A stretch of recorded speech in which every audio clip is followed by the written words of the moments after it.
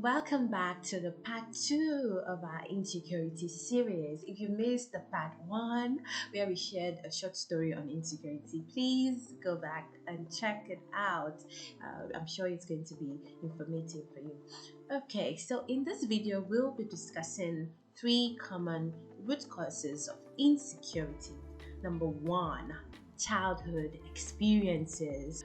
Receiving criticisms, negative comments, or feedbacks, during childhood can significantly impact, one's mental health. And at a young age, these types of feedback can lead to feelings of self-doubt and inadequacy. Over time, if not addressed, these feelings could lead to long-lasting effects, and this could potentially result in various psychological issues such as low self-esteem, anxiety, or depression. Moving on to the second root cause of insecurity, which can be personality traits. Now, for instance, I'm sure there's some of us out there who sort of have a nature of perfectionism, and sometimes when things do not go the way we want them to or the way we plan them to be, we could begin to develop feelings of insecurity. Now, if this is coupled with family, friends who are not emotionally supportive or highly critical of our doings, this can affect us in the long term. Be careful, guys, about these feelings. Do not take them trivial.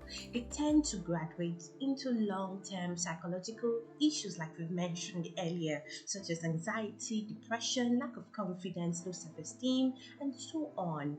Okay, so watch out for these feelings. If you feel like, okay, these feelings are beginning to affect me mentally, physically, socially, in every area of your life, you need to reach out to a health professional, reach out to a counselor or a psychologist. You can reach out to a friend, someone whom you know can be supportive and can help you manage these feelings. Okay, send us an email on formidablemindwithnk@gmail.com. Okay, and we'll be glad to help you. We'll be glad to help you and provide solutions on how to manage this feelings. Alright, let's move on to the last root cause of insecurity, which can be social or cultural factors.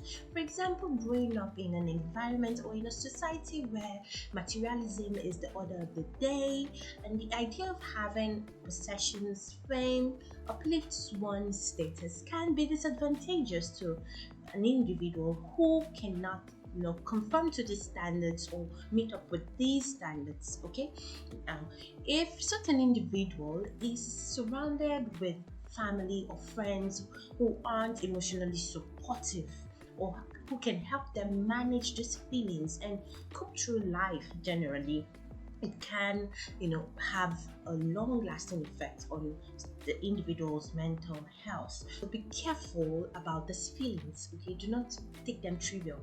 Okay, these feelings can graduate in a long term, so please be careful. If you feel like, okay, these feelings of self-doubt, these feelings of inadequacy, these feelings of low self-esteem are beginning to affect me mentally, I'm beginning to lose sleep, I'm beginning to lose appetite, I'm beginning to you have to check yourself. Okay, first of all, you have to check yourself. You have to know that something is going wrong with you before you can be able to seek help. Alright, those are some of the causes of insecurity. Watch out for the last video in our insecurity series where we'll be discussing the strategies on how to cope with feelings of insecurity. Do not forget, guys, to like, comment, and subscribe, to have access to all our content in the Formidable Mind YouTube channel. Stay tuned.